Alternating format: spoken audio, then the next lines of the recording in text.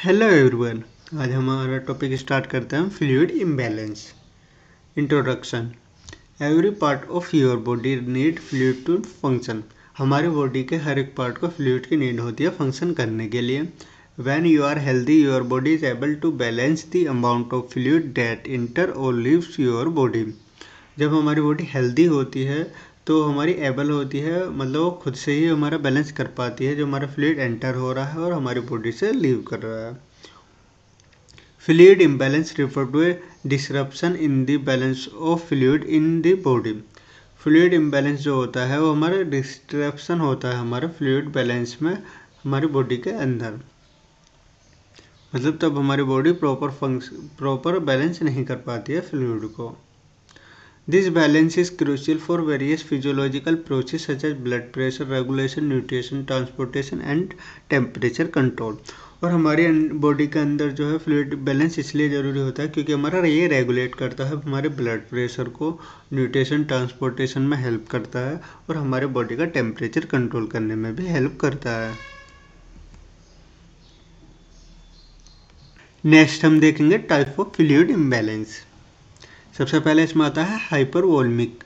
It is also known as fluid volume deficit. इसे हम fluid volume deficit से भी जानते हैं। It is a condition when the fluid output become more than the fluid intake. ये हमारी condition होती है जिसमें हमारा फ्लूइड आउटपुट जो होता है वो ज़्यादा होता है हमारे फ्लूइड इंटेक के कंपेरिजन में।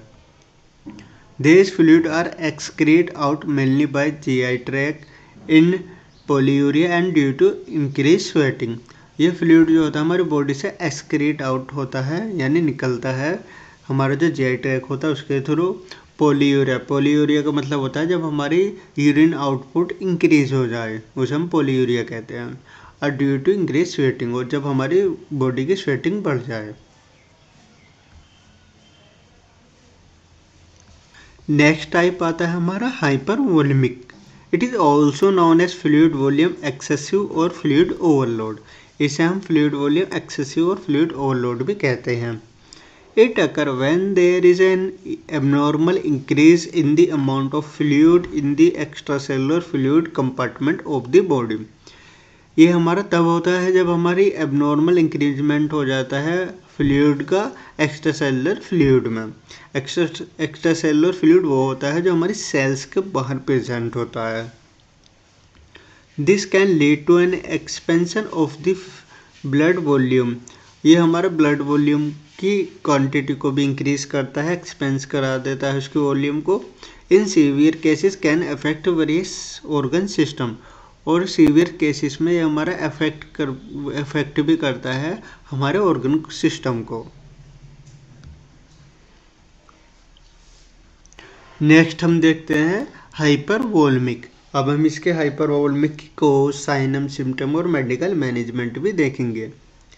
फ्लूइड वॉल्यूम डिफिसिट और hypervolemic is a condition when the fluid output become more than the fluid intake. ये हमारी एक कंडीशन होती है हाइपरवोल्मिक जिसमें हमारा फ्लूइड आउटपुट जो होता है वो ज़्यादा होता है हमारे फ्लूइड इनटेक के कंपैरिजन में। अब हम देखते हैं हाइपरवोल्मिक के कॉजेज क्या होते हैं। सबसे पहले आता है इसमें गैस्ट्रो इंटेस्टाइनल सक्शनिंग। जब हम किसी पेशेंट की गैस्ट्रो इंटेस्टाइनल सक्शनिंग करते हैं, blood loss, burn, lack of fluid intake, जब हमारा पेशेंट जो होता है वो कम फ्लूइड का इंटेक्ट करे, excessive fluid loss, severe vomiting और डायरिया। हमारे पेशेंट की बॉडी से एक्सेसिव फ्लूइड लॉस हो जाए वॉमिटिंग और डायरिया के थ्रू। Reduce एंटीडायोटिक hormones. हमारा जो एंटीडायोटिक हॉर्मोन्स होता है वो हमारा फ्लूइड को बैलेंस करने में हेल्प करता है, उसका अमाउंट रिड्यूस हो जाए। ये था हमारी कॉज ऑफ हाइपरवोल्मिक। नेक्स्ट हम देखते हैं sign and symptom of hypervolemic. जो हमारा हाइपरवोल्मिक का पेशेंट है उसमें क्या क्या साइन एंड सिम्टम दिखेंगे।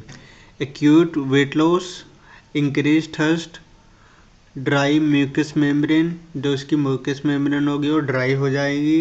रफ एंड ड्राई टंग, उसकी जो टंग होगी वो रफ और ड्राई रहेगी।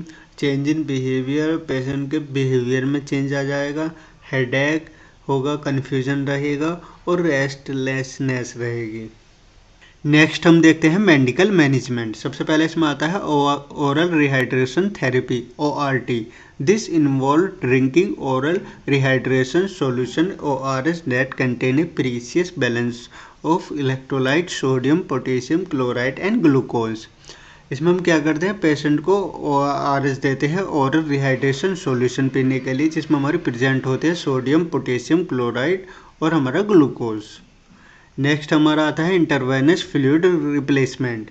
This involve administration fluid directly into the blood stream through an IV line. इसमें क्या करते हैं, हम एडमिनिस्ट्रेशन करते हैं फ्लूइड को पेशेंट की ब्लड स्ट्रीम में IV लाइन के थ्रू।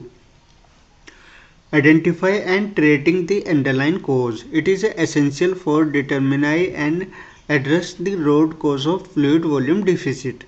इसमें क्या करते हैं, हम पेशेंट का जो होता है हमारा मेन कोज जो होता है डिहाइड्रेशन का या हाइपरवोल्मिक का, उसे आइडेंटिफाई करते हैं और उसके अकॉर्डिंग हम ट्रीटमेंट प्रोवाइड करते हैं पेशेंट को।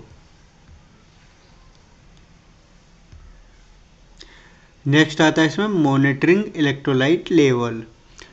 Regular monitoring of electrolyte level sodium potassium chloride.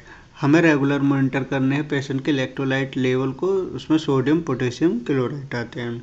Management of symptom. Treatment में also involve managing symptom associated with dehydration such as nausea vomiting and fever. हमें क्या करना है, हमें ट्रीटमेंट प्रोवाइड करना है जो हमारे सिम्टम हो रहे हैं पेशेंट को, जो कि हमारे डिहाइड्रेशन के साथ आते हैं, जिसमें हमारा नोजिया वॉमिटिंग और फीवर आता है।